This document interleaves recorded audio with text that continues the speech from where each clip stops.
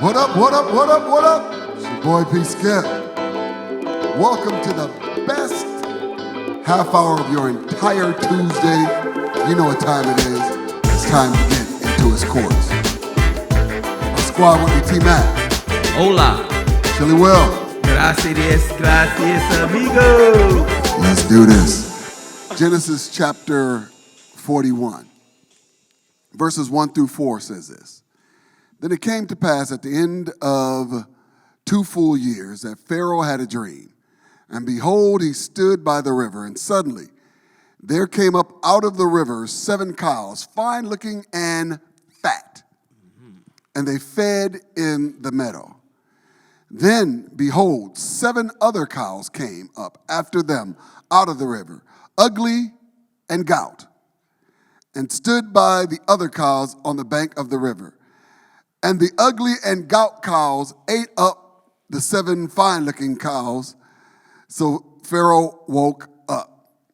Now, I said that to say we're in a season of change where we've gone from, in sports, feast to famine in some areas. And so just recently, about a month ago in the NBA, the executives took a 20% pay cut, and we talked about it on the show. As of May 25th, the NBA is now issuing a 25% pay cut to the players in the league. Wow. So this is happening, y'all, because they haven't played, the NBA hasn't played since March 11th. And this weekend right now, we be in the playoffs. And so there's been no NBA, no sports, and the owners are starting to feel the tightening of the belt. And they're going, listen, we got to do something to stop the bleeding. Because everybody's getting paid but me right now. Nobody's buying any paraphernalia. Nobody's going into these arenas. Ain't nobody, these tickets are sold, but what we going to do with them? Because people may start saying, I want my money back. Yes. You know, and so I got to start thinking this hurt has to come downhill. It just can't sit on my shoulders anymore. I have to start looking at everybody got hurt. Right. And so this is going to be really unique to see how the players might start to put pressure on the league to say, hey, we better start playing some sort of game because I ain't interested in giving you a quarter of my money back. Imagine if your employer said, listen, things are tight. I'm cutting a quarter of your cash out. Yeah, I mean, it's going on. Right. There, the layoff, the furloughs, the whole COVID-19 piece has really been impactful. And it's interesting to see that it's now stretched into, the NBA where everybody has to take a financial haircut. And it's real. And I liken it to one's household budget, depending upon where they were. I didn't mean to cut you off. No, you're good, good. One's household budget, any sort of cut, nobody wants to take any sort of reduction in what they're already getting because anybody that's getting paid feels that, hey, I should even be getting paid more. Matter of fact, Marcellus Wiley, the former NFL player, was on an interview recently, and he was talking about how athletes and other, high-income individuals, how the adjustment to basics they didn't necessarily have. And that goes across the board, but particularly for athletes and entertainers. And he was saying how he was talking to C.J. McCollum, the shooting guard for the Trailblazers. He said he estimated that a third of the current NBA players now are living paycheck to paycheck. And when you put into perspective that the average salary is somewhere around $10 million or so, you think, well, man, how can you live paycheck to paycheck making that kind of loot? But Robert De Niro about 25 years ago said that as you make money as movie stars, at that time, the top movie actor would get like $5 or $10 million a film. He was saying that what people don't realize is that however much money you make there is enough stuff out there for you to spend it upon, to spend whatever you got. And I was like, wow. So the money really is relative if you don't have certain principles in place. Last piece, Amon Shumpert mentioned that during one of the lockout seasons of the NBA, they have a situation where you can get advances based on what your salary is and how often you get paid. Either, once a month or, twice a month or whatever. And he said during the lockout, he was advised by some of the older players, hey, Andrew Bynum and some other cats, don't you go out there and get no big advance. You get maybe 30, 40 racks.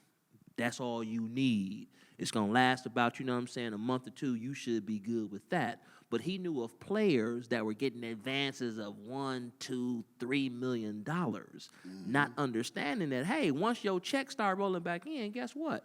You got to pay that money back, player. Right. That was on loan. That was an advance Right. against what your income is, and a lot of entertainers fall victim to that too. So the fact that the NBA was first out the gate in terms of doing some precautions and restrictions and suspending the season, and now asking, requesting, demanding that executives and players take these pay cuts, it's a tough thing, but I still tip my hat to them as they are trying to still salvage the income of these folks, whereas other industries have done just straight layoffs and furloughs of folks, and the unemployment rolls are bursting at the seams at the state and national level to the tune of about 22 million people that have filed unemployment claims over the last 3-4 weeks alone. Wow. Yeah, it's to me, I don't look at it as a pay cut for the players. All it is they just holding their money in escrow. That's all they doing. Okay. They're not going to give them that 25%, but that 25% goes in escrow. And once the league start making money again, then they will give it back. You notice it wasn't no big argument or debate about it. This was one of the rare times that the Players Association and the league did this harmoniously. Because they both understand what the reality is. Unlike a lot of other people who are selling goods and services, if you don't have the services and the goods to sell, people will make adjustments and do other things. But it ain't like the only thing people can buy and spend their money on is NFL, Major League Baseball, NBA. Right. It's not like they can say, okay, I'm not gonna watch LeBron. I'm gonna go to another place and watch a LeBron. They got a monopoly. Right. They got the market corner. So when it comes back, they can start slowly getting that revenue back. And another thing, Tim, that you spoke of, which is very interesting, is the lifestyle that some of these people live.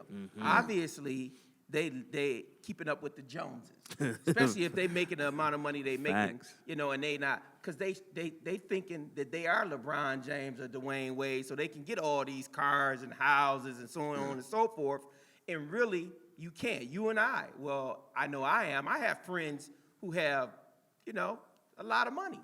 Right. I don't hang out with them. I do some things with them, but when they going Occasional get-togethers. Okay, when they going to Dubai, I don't go to Dubai Right. because I can't afford to go to Dubai. Just show me the And I picture. know and understand that. Right. So keeping up with the Joneses is really what's killing them. And I'll say this last piece. When you look at just what can you spend money on, it's only 5 or 6 things to spend money on in the world. It's only 5 or 6 things that you can spend money on. And variations And thereof. variations of it. The only thing you're doing is getting more or bigger. That's all you're getting. But every house you go into has a refrigerator, a microwave, and a stove. Some of them just have it in a 35,000 square foot house. Facts. Some of them have it in a efficiency apartment. Right. So those are the type of things that you got to have some discipline on. So I'm not really worried about or concerned about any of them going to the poorhouse. However, the general population, it's very few people who make $50,000 a year. There's not a lot of people who make that kind of money. Right. I'm more concerned with what they're going to do than I am with what pro athletes are going to do. Yeah.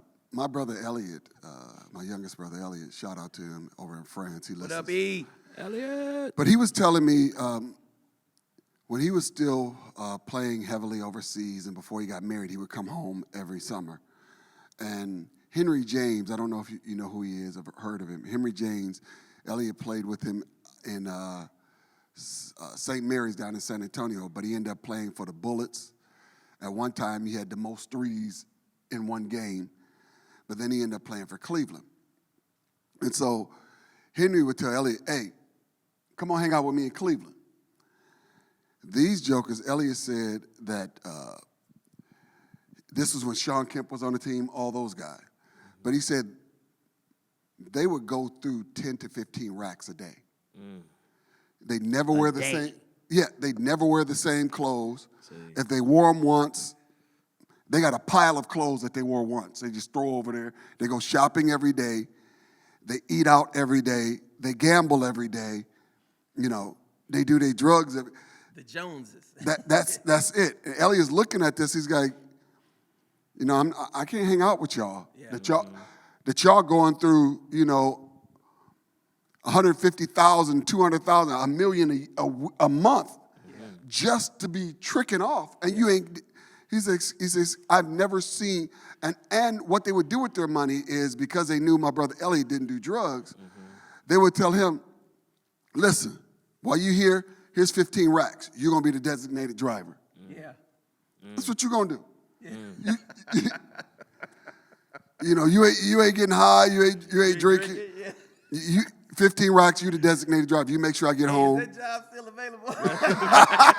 Y'all got some applications for that. Right. Either one of us could get that job. Okay. You know, but what it is it shows you just how opulent they live. Yes. Do you remember back in the day when the NBA got in trouble, some of the players, for this madam that was in Atlanta? Yes. Now let me say this again. Y'all keep this between us, y'all. My brother Elliott used to date her. Oh, wow. And so she came to the house a bunch of times. And so the craziest thing that was said, now the girl's from Milwaukee, Okay. Wow. moved to Atlanta. The craziest thing that was said out of any of it was what Patrick Ewing said. And this is what he said. They were asking him about, you know, what he was doing. He said, listen, we make a lot of money, so we spend a lot of money.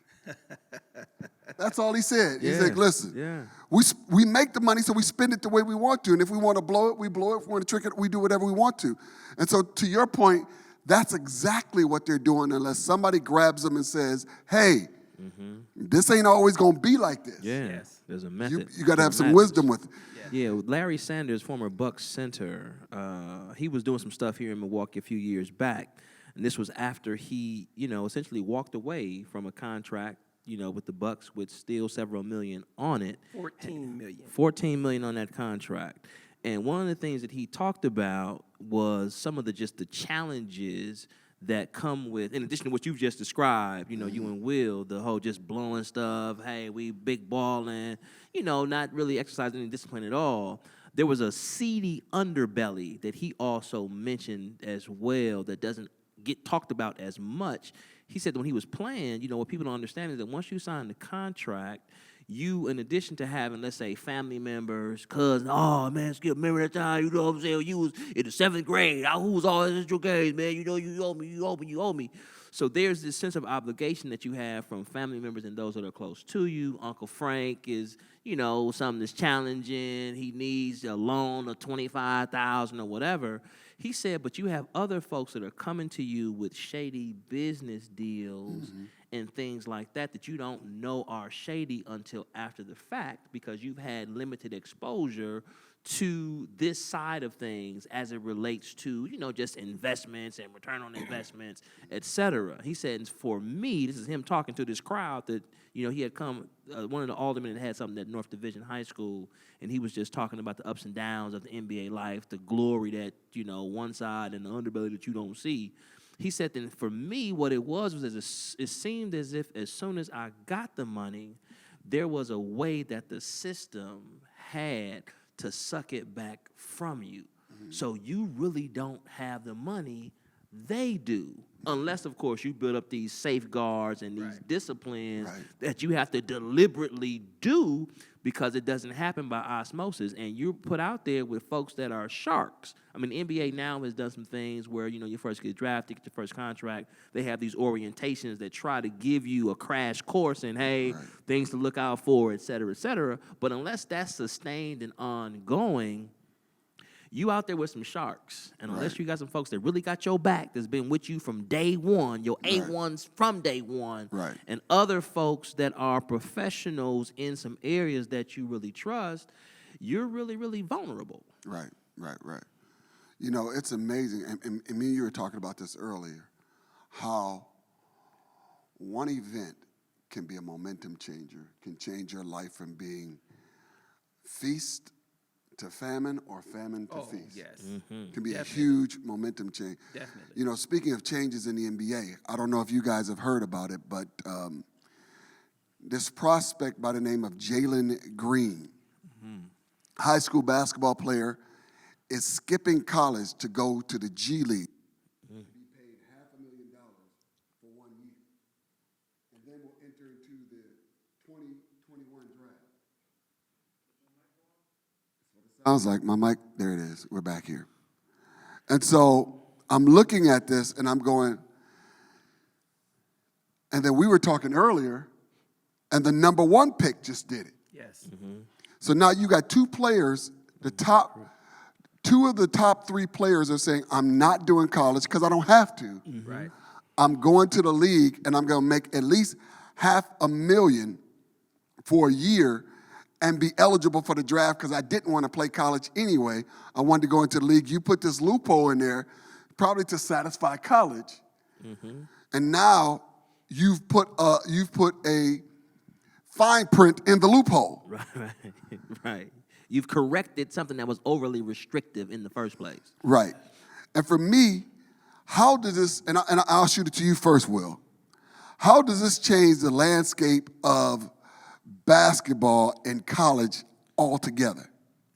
It changes it forever, because what happens in college is that they go get those type of players to their team, and then their arenas fill up.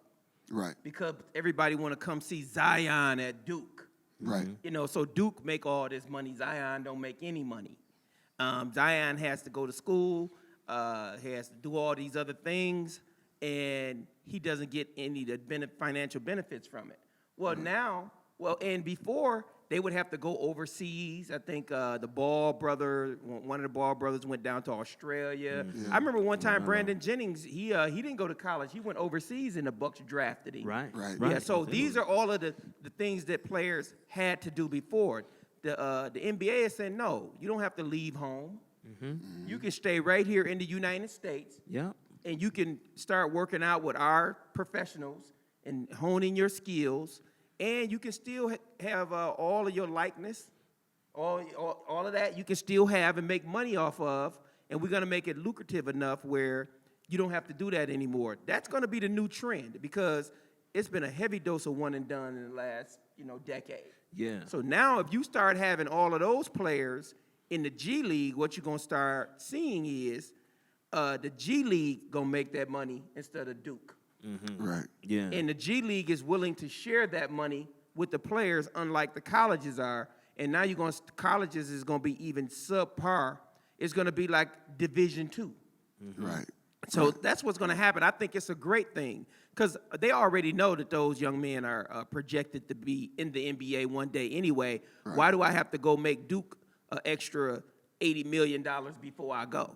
Exactly. I mean, I agree with everything that you've just said in terms of it being the right move. I mean, this is a free enterprise system. Right. May the talent go to the highest bidder. If I'm an employee somewhere, whoever's going to pay me the most, that's what I'm going to. If I'm a business owner and I'm selling something and I got some competition, whoever is selling the best, that's where the money is going to go to.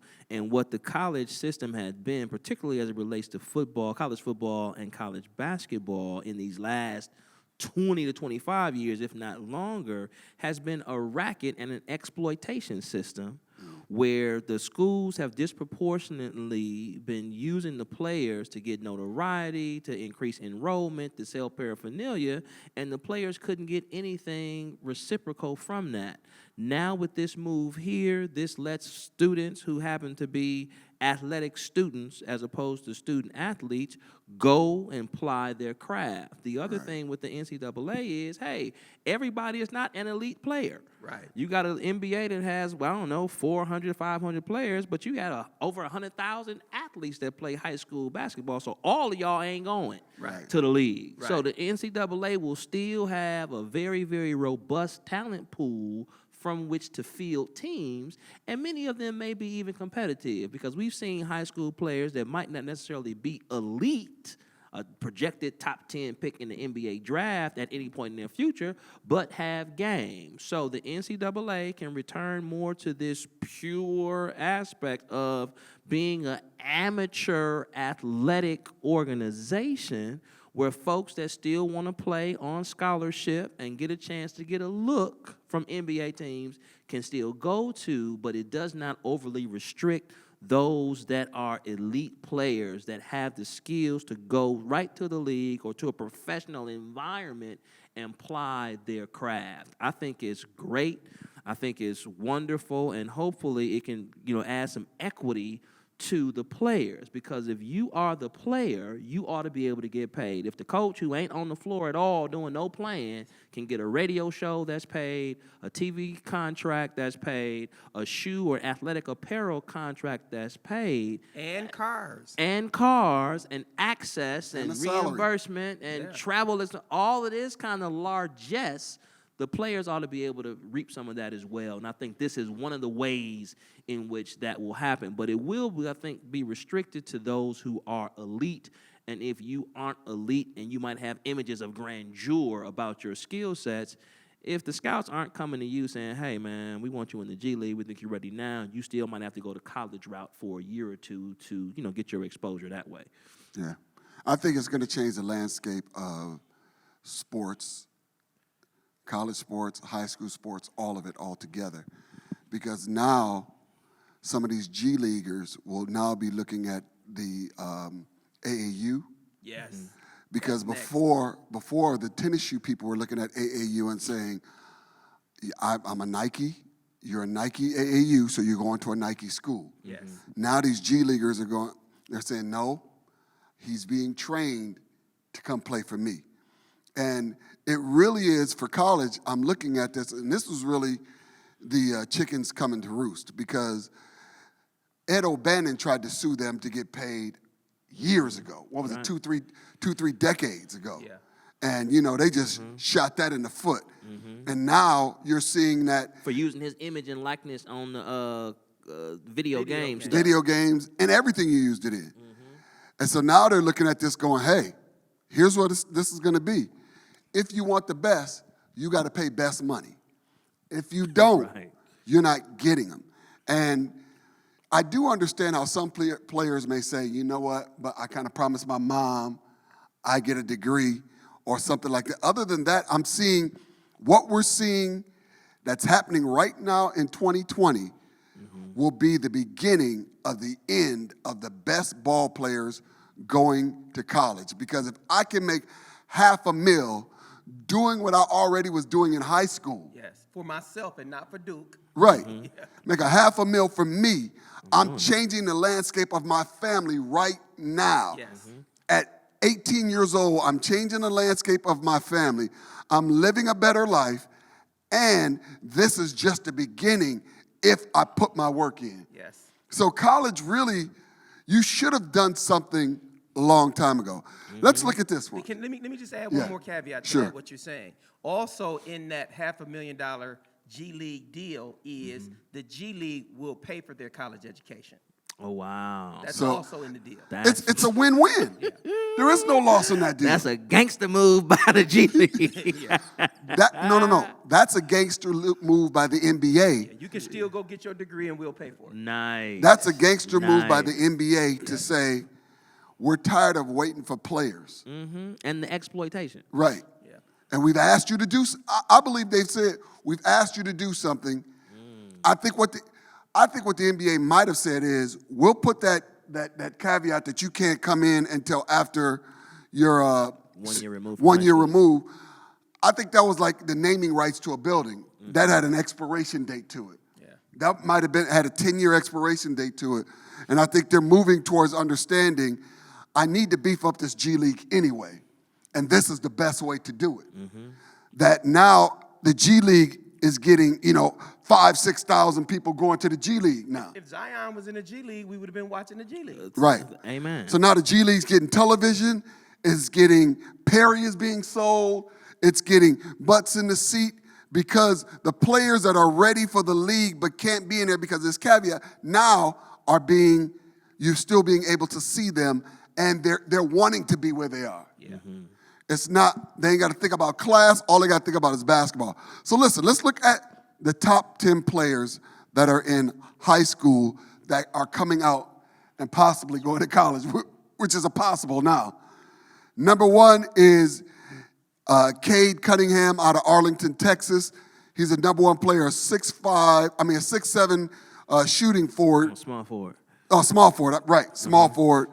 And 215. They should change it to shooting forward, but yeah, 'Cause that's what small they're doing forward. now. Yeah, small forward. Yeah. That's why I call him a shooting forward now, because the way Nelly changed it, making the guys point forwards, that is now what the league is. Oh, impressive. And so this guy is also leaving with the number 3 guy, which is Jalen Green. The number 2 guy is this, Evan Mobley out of Temecula or Temecula. whatever, California. Power forward, 7'205". I'm not seeing him going to college. Not at all. Not when 1 and 3 went. Not for $500,000. Right. 2's out of here too. Again, number 3, Jalen Green's going. He's a 6'5" shooting guard, 180 pounds, out of Fresno. Scotty Barnes from West Palm Beach, Florida. Shooting forward, 6'10", 210. He's gone next. And then, what do you think? Do you think the guy from Wisconsin here, Nicolay, Jalen Johnson? Jalen Johnson, he's ranked number 5. I think he's gone. He signed with Duke. Mike Krzyzewski liked him. He's been getting sweated by Krzyzewski, Calipari, been coming to all of their AAU open gym stuff. He signed with Duke. I think, though, with this money piece with the G League, he might go straight to the G League and come out of that commitment from Duke. And here's the thing, even with this, and we'll close with this, even with looking at these guys, everybody don't have to get a $500,000. 5 down could be $250,000. Yeah. I'm still leaving. Yeah. I'm still going for $250,000. Yes. Where do I sign? Yes. And so this is, again, a great opportunity for the NBA, but I think it's a major league punch in the eye to the NC2As, because when I used to work with a guy by the name of Roberts Roofing, and they did the roof at Miller Park, and they also did the roof on the expansion of Lambeau Field. And he used to always tell me this, because I was a bidder and an estimator. And he would say, listen, remember this, Skip. Pigs get fat, but hogs get slaughtered. And the NC2A went from being a pig to a hog, and now they're about to get slaughtered. So, listen, great show. Thank you for hanging with us. We'll see you next week. Same bat time, same bat channel. Right here, Joy 1340 AM, 98.7 FM. Or check us out on YouTube and Facebook. Until next week, have an amazing week. Peace.